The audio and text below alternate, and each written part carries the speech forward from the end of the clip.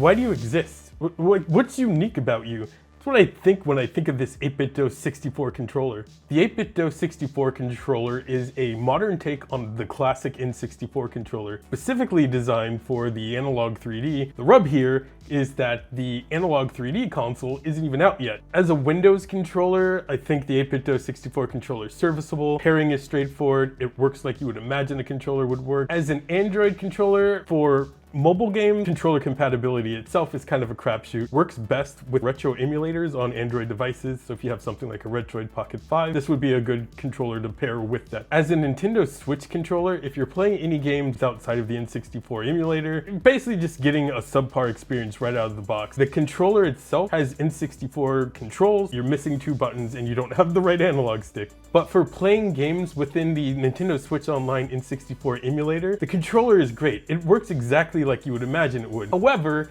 it's not the first to the market. There's already competing controllers in this space. So what makes this controller unique? We have the first-party Nintendo Switch Online N64 wireless controller, and we also have the Retro Fighters Brawler64 controller. The 8bitDo 64 controller uses Hall effect joystick. This means that it uses magnets and sensors to determine where the stick is deflected, and that's how inputs are registered. That's opposed to using potentiometers in older style joystick when those potentiometers wear out over time, and that leads to stuff like stick drift or Joy-Con drift. The controller has an octagonal gate molded directly into the shell around the analog stick, and that's to mimic the same gating that the classic N64 controller has. The 64 controller also features a button layout from the classic N64 controller. Software features that come with the controller is the ability to do quick button swap. You can swap the functionality of 2 buttons. Problem with this is as soon as you power off the controller, those button swaps are gone, and if you want to keep those swaps, you're going to have to do them again. 8bitDo arcade sticks are kind of known for being very easy to get into and pretty modular, and I was curious how easy it was to get into this controller. What I found was it really sucks to open this thing up. Once I got into it, I did find that it is pretty modular. The battery is using a JST connector as well as the vibration motors. The buttons themselves use the rubber conductive padding. This is pretty standard on controllers, I think going all the way back to the NES. They're nicely laid out here, and then this is another piece that's really easily replaceable. It's way easier to initially get to the guts of the Brawler64 controller. However, when you start comparing the main boards between them,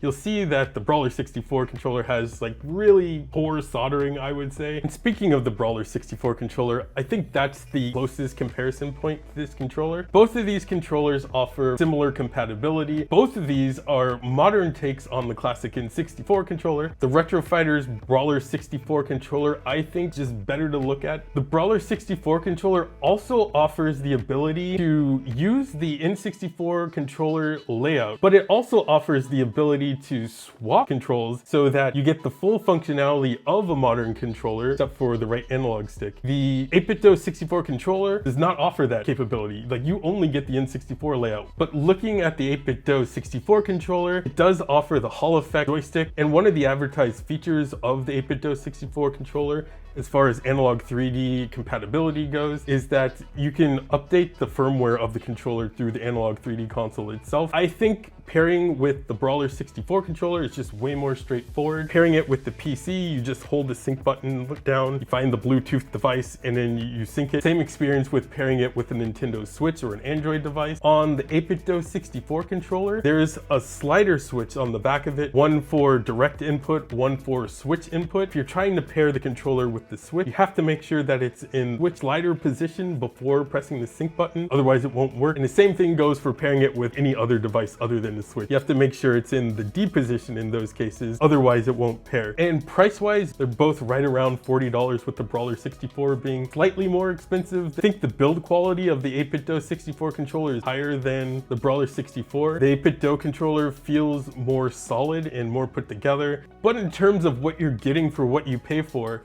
I think the Brawler64 controller offers more. It's just not clear to me what this controller brings to the table that any other controller doesn't. I think the lack of colors kind of sucks. The pairing experience offers that kind of 8bitDo jank. Yeah, and because I think I have both the Brawler64 controller and now this 8bitDo 64 controller, just the fact that the Brawler64 controller offers the ability to use either the classic N64 control layout or switch to a modern control just without the right analog stick. But the 8bitDo 64 controller doesn't have that. Just brought to light to me an interesting feature gap. If you're really wanting to choose one of these classic style controllers, first I'd tell you to just buy a dual analog stick controller. You're not really getting anything out of this classic N64 style controller that I think is really worth it unless you're just only playing N64 games. But if you're dead set on getting that classic style N64 controller, go with the Retro Fighters Brawler controller. So that brings us to the end of this video. I do have an Analogue 3D pre-ordered actually, so whenever that decides to ship, I will be doing a review video on that. Stay tuned if this is something that you're interested in. There are some other cool devices that I would like to do reviews on, and there's some indie games that I've also been playing that I'll talk about sometime in the future. There is a lot of content in the pipeline on this channel. If you enjoyed this video, please stick around for more. But until the next time, stay hydrated, stay awesome,